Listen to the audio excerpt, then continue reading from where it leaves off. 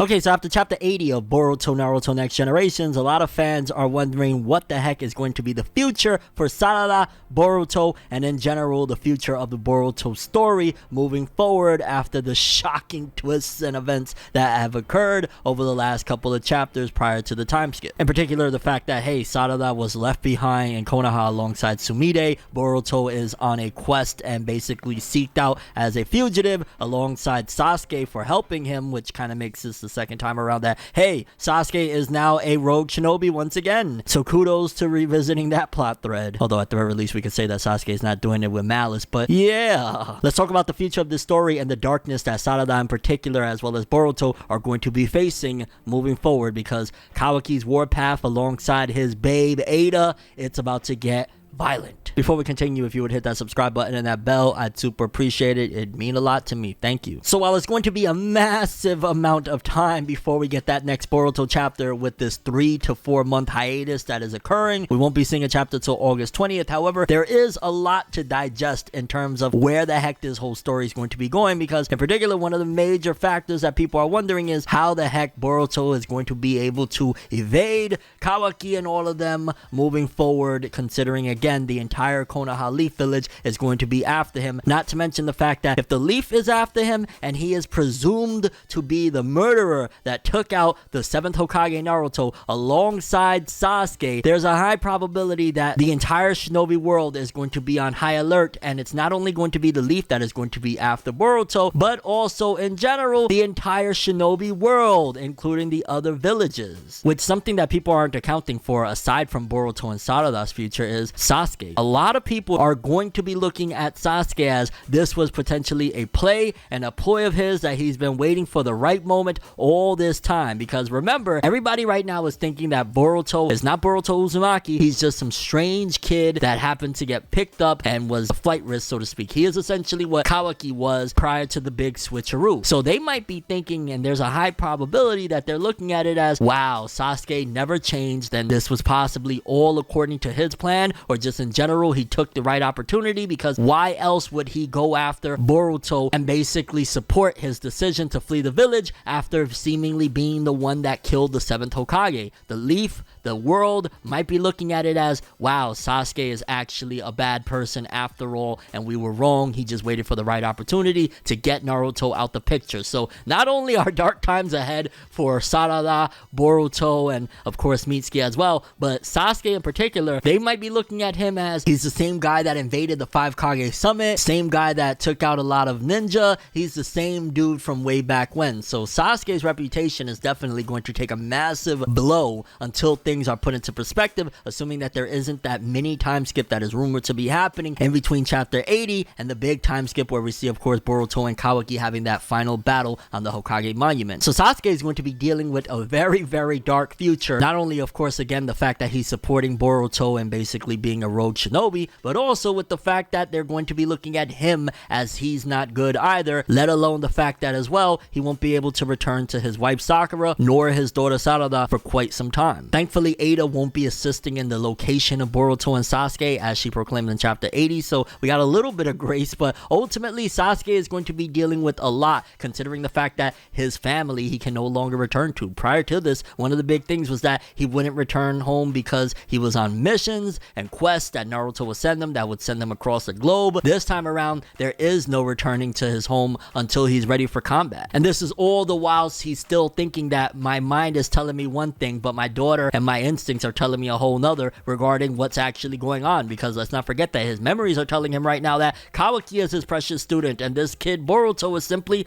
Boruto. Kawaki is his best friend's son that he helped throughout battles and all sorts of different situations. Like, Sasuke is going through a lot. So while this somewhat parallels the whole situation of Naruto and Jiraiya going off on their journey at the end of Naruto Part 1, with Boruto and Sasuke going off on a journey, ultimately it's vastly different in terms of they're both going through a lot, because again, Boruto right now is looked at as criminal, international, bad guy numero uno, the guy that took out Naruto, the 7th Hokage, which I really wish they would explain how people are not falling for this, considering the fact that Boruto looks identical to Naruto, even though I tried my best to put it as nobody knew you that Minato is Naruto's father, despite the fact that he was the famous 4th Hokage, and likewise that Rock Lee looks a lot like my guy. They might attribute it to straight up that Boruto is pulling a Rock Lee to Naruto's Might Guy, and he didn't have his way, so he killed the 7th Hokage alongside Sasuke that was waiting for the right opportunity. But it's definitely something to note regarding Boruto's character, the fact that despite all the adversity that he's facing, ultimately he still is keeping his head up, and I could definitely see a lot of growth throughout this journey that Boruto and Sasuke are going to have, considering the fact that the anime and the manga tried to intertwine a lot. Oftentimes there will be characters that would actually be written originally for the anime into the manga. There's a high probability that the anime is going to add in, when it does return, some journeys that probably won't be showcased in the manga between Boruto and Sasuke. And if anything is an indication, considering the fact that Boruto has been mirroring several aspects of Naruto, there's a high probability that the monster within Boruto, you know, Momoshiki, that creepy alien dude, he might still be able to from time to time get a hold of Boruto's body. At the very least, we just recently seen yet again that he was able to take over Boruto's conscious. Ultimately, there might be certain aspects of Sasuke once again getting wounded at the hands of Boruto this time around, because if anything was an indication of, again, following the patterns and the blueprint that Naruto left behind, Boruto might do what Naruto did to Jiraiya when he went more than 2 tails, and we might have a situation or two where Boruto goes rogue, or at the very least Momoshiki takes control, and Sasuke has to deal with even more on his hands. Which, just imagine what type of guilt that's going to drive on top of Boruto, adding everything else onto his mind, including the fact that he might be somebody that could harm Sasuke. You gotta look into Boruto's mind of the next few years of what he's going to be dealing with as he's on the run of, he's not only a danger to himself, but he's also a danger to the world, and he's going to be a danger to his sensei that is right next to him. Boruto has some very dark moments incoming of him kind of having to self-reflect and do some internal work within, of understanding that this isn't his fault at the end of the day. He didn't ask for Momoshiki to take over his body. He didn't ask for Kawaki to do the switcheroo. There's going to be a lot of obstacles, but also a lot of room for growth for Boruto's character heading into chapter 81 and beyond of the Boruto manga, assuming the time skip kicks off right away upon the manga's return. One of the biggest hopes that I'm having, though, amongst all of the obstacles that Boruto faces is, while Sasuke is training him, ideally it would be good that both of them can explore more of what the karma is capable of, because I'd imagine throughout all of their journey, it'll cross their mind that, hey, we have this karma, why don't we go and try and rescue Naruto from whatever dimension Kawaki put him in? So they might actually go on quests and journeys into different dimensions as they're trying to find Naruto, on top of Sasuke yet again helping Boruto to understand and potentially utilize karma in different facets. Ideally, when the manga returns, Boruto should have a few new tricks up his sleeve and a few new jutsu in terms of being able to use karma in different ways and different methods as he's training with Sasuke to come back and give Kawaki that whipping that he deserves. Sam needs to be packed up for what he did, man. Yo, Boruto gotta get it back in blood. I just don't want a repeat of how a lot of fans felt that Naruto, throughout the training that he had with Jiraiya, didn't really come back to the leaf a shiny example of training with new techniques and whatnot. He mainly just had a bigger Rasengan, and most of the lessons that he got was internal in terms of, hey, his talk no jutsu is what helped him beat a lot of foes moving forward, but we didn't get to see a lot of really banging techniques come to fruition from his training with Jiraiya. Ideally, I would like for Boruto to return with some new techniques with the karma, including maybe being able to use that multi-dimensional hopping technique in very interesting manners. Although, to be fair, I think Boruto could still use a few lessons from Sasuke in terms of being humble and all of those aspects. Again, the basics aren't far off from what Boruto needs to learn either, considering he was mostly a sheltered child throughout his life and didn't experience the harshness of war like his predecessors in the shinobi of the past. And this is all while not taking into account what Sarada has to deal with, being stuck in the hidden leaf, and the only person that she's having to be able to cope with this whole situation of reality being flipped upside down is Sumire. One of the big things you gotta ask is Sarada going to go covert? Is she going to basically play along with everybody as like, oh god, Boruto's bad? Because if Sarada is defiant and consistent and persistent on saying, no, Boruto didn't do it, this is wrong, Kawaki might fall down and potentially go after Sarada. Remember, Kawaki is not playing with a full deck. Kawaki does not care about anybody's feelings, emotions, or anything like that. He's moving very militant. I'd imagine in order for her survival to stay intact until Boruto and Sasuke's return, Sarada has to basically go undercover on who she is and what she really knows. At any given moment, she shows any signs of understanding what's really going on, Kawaki will take that as a threat to what he's trying to accomplish and essentially eliminate her, assuming that Ada would allow it, because one of the big factors you got to take into account is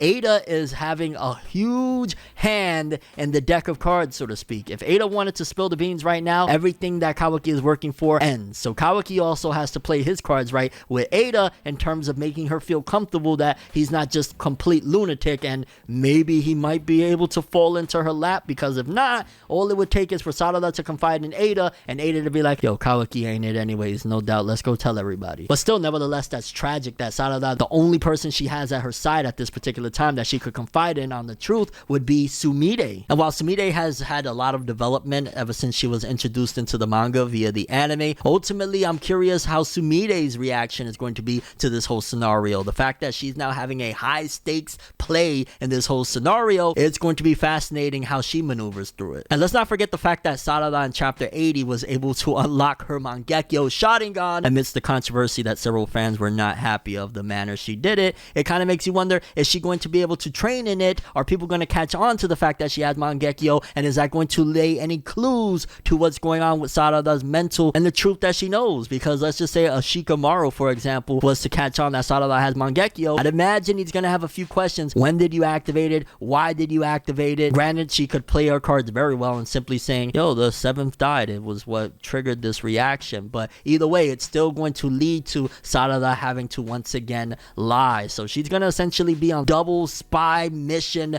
throughout the entirety of this time skip until Boruto and Sasuke return to basically save her. Because yeah, now that I think about it, it's kind of crazy that she's essentially going to have to play a similar role to her uncle Itachi. Sarada essentially is not far off from what her uncle had to go through in terms of having to live double lives because of the situation that's happening within the Hidden Leaf. Technique wise, as far as the Mangekyou goes, there's no telling as to what her next ability that she spawns will be, although personally I think it would be very sick if she had something similar to One Piece's Conqueror's Haki. Considering Sarada has been led through and through to be ideally the next Hokage when her time comes, ultimately it would be fire if her technique was able to bring people to their knees at a glance. I know it's not as flashy as some of the other Mangekyou abilities, but that would just definitely show true leadership and true strength from this little girl that is going through a very dark and desperate situation. Even her own mother is going to be dealing with a lot. Like, you could imagine how Sarada is going to have to deal with her mom thinking that her husband that she loves so much, you know how Sakura feels about Sasuke, is now a wanted rogue shinobi yet again, all for this kid that Sakura, with her memories being switched around, is going to be thinking, why? Like, who is this little freaking Boruto kid? We don't care about him. Why would Sasuke go this far? I can't believe he's been evil all this time. So that's also going to push Sarada even further into despair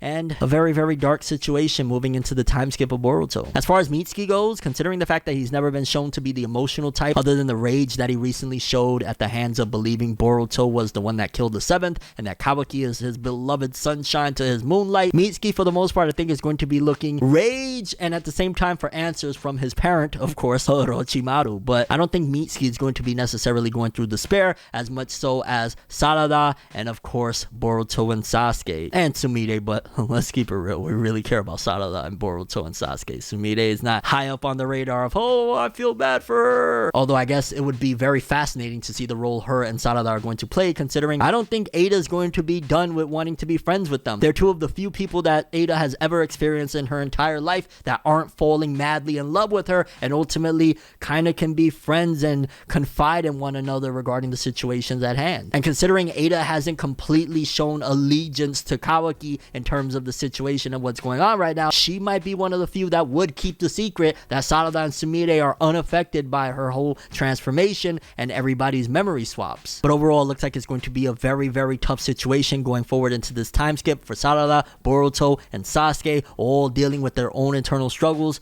as well as the outward, because yeah, Kawaki screwed everyone. Let me know what you think regarding the time skip. How do you feel Sarada is going to turn out? What do you think are her Mangekyou abilities going to be? Likewise with Boruto, what new karma abilities is he going to obtain as he trains with Sasuke? Do you think we're going to get a similar situation as when Naruto went raging and hurt Jiraiya with Boruto and Sasuke? And how do you think Sasuke is going to deal with the fact that the shinobi world, especially in particular the Leaf Village, believes that he is a rogue shinobi and he is assisting the criminal that killed Naruto Uzumaki, his best friend? That's all I have for this one. I'm ForneverWorld, and as always, people, have an awesome day. Subscribe and hit that bell to get more. Yeah. I have a dream, alone in my room as I sit with the tea. Couldn't possibly think what I often see, and you don't even know how I often blink. Lights be flashing and looking at me, such a odd, unique, yet I'm so unique, and you're looking at me. If the walls could talk, they would probably read bleak, and I'd probably say, bitch, get the fuck off me.